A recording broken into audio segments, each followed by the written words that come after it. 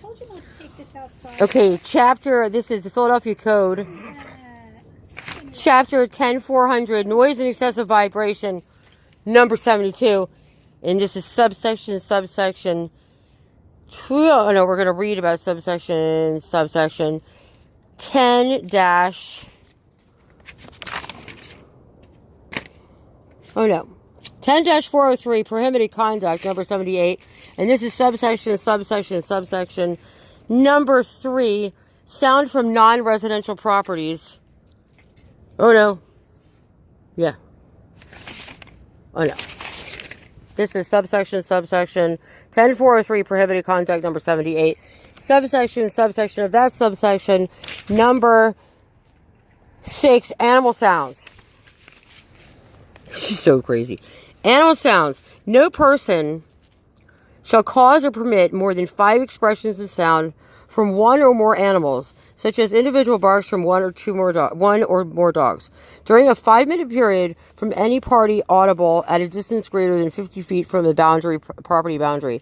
This shall not apply to zoos, veterinary hospitals or clinics, animal shelters, a circus or other licensed entertainment venue, or facility used for educational or scientific purposes, such as schools and laboratories.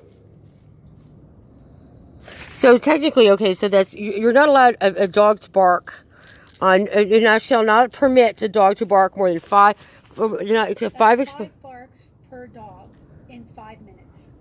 Or it's 1 bark per dog if you have 5 dogs in 5 minutes. Okay, so our dogs have already broken the code. So our dogs each get 2.5 barks per 5 minutes. Really? Yeah. Before we violate sound. So we could have 3 barks and Dex could have 2 barks in 5 minutes. But I think Dex should get the 3 barks instead of should get 2 they barks. Switch every other 5 minutes. Do you hear that, guys? The ordinance is. Do you hear it? You hear the ordinance? You know, when they were barking at whatever that noise was, they broke the ordinance. So what happens if you break the ordinance? Let's find out. That animal in the woods broke the ordinance. Well, we're not permitting that animal because it's not on our property.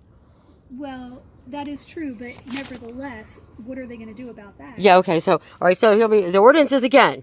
This is the rule. And then we're going to find out what happens if you violate it. I would like to know how they sound. Okay.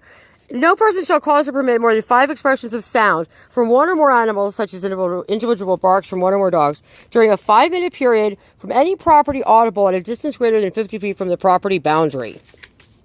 Okay, now what happens if you violate it? How are they going to figure it out? Their barks. Okay, so when they can have as many barks as they want? Wait, only if they're not very loud barks. They can go, whoo, whoo, whoo. And then, whoo! So how do we know which, so an audible bark, though? Get 5 loud barks. They know it says 5 audible barks. That means you can hear it. 50 feet. From within 50 feet. Within 50 feet of the boundary. At 50 feet from the boundary. Yeah, well, if they're within 50 feet of the boundary, they only get 5 audible barks. Okay? So, if they're greater than 50 feet away from the south side of the property line, they can have more barks than 5. So, if you're technically 51 feet away, you can bark as much as you want, right? But if it's 50 feet, within 50 feet, you only get 5. Loud ones. Now, it's audible to whom? Like, what about somebody who's halfway deaf at hearing? I guess that's subjective. I mean, What's the defines audible? Like, does a tree fall in the forest to make a sound kind of thing? I guess if a person heard it. Now, if you can't hear it and I can. If another dog heard it. Dogs can hear other dogs from, like. Or what if you just had a tape recorder sitting there and you weren't actually listening to it? Could you actually complain about a noise ordinance if you weren't there to hear it yourself? I don't know, but I mean, but what if you heard it and I didn't hear it? Would that mean it only counts as half? No, I mean you could file a complaint, but I couldn't. You could file it if I told you I heard it because technically it happened, right? Because let's say I hear it but you don't, but it doesn't bother me. It only bothers you. See, cats are very quiet. It's just any utterance of any noise, a dog bark, or if you have a sheep, a bat, or a cat meow, or like a moose. Cats are quieter than dogs. Some cats. Donkeys are not fucking quiet at all. No, they're not. Donkeys are fucking loud. Okay, so let's find out what happens if you violate it. Or if you have... This is what happens. This is how they enforce it. Okay, enforcement. It's enforced by the Department of Public Health, the Police Department, and the Department of L&I. They have the power to effect compliance with this chapter and regulations adopted by. Basically, they're going to issue a code violation notice under the provisions of Section 1 to 112 of this code, and they will initiate through the police and to the Attorney General's office for the imposition. They're going to say, through the police, they're going to send out the penalty under what you're violating, or in order to prevent or restrain, basically what you're either violating now or what you could possibly be violating. So they're going to say that you're possibly violating it. Then they're going to have the authority to issue an order that basically for specifying a maximum period of time you have to stop this conduct. And then they have okay, so then after that is done, then the department, this is what happens. So they're going to hit you with the violation notice. Then they're going to have the department has the rights. They're going to send somebody out to investigate the complaint. Then they're going to send somebody out again. Then they're going to prescribe some methods and procedures for measurements and get some readings. Then they're going to require the owner of the property to do the same exact thing, okay? Then once they, under their own expense, then they're going to order the person who had the measurement done to submit it. Then after it's submitted, they're going to classify the sound as to what it was.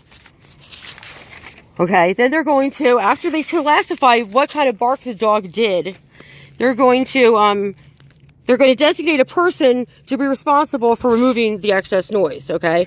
Then they're going to institute a plan, which is going to be an approved plan underneath the Board of Health, and they're going to have an in-service training program of the personnel to make sure that they are properly observing and measuring the sound violation that had occurred.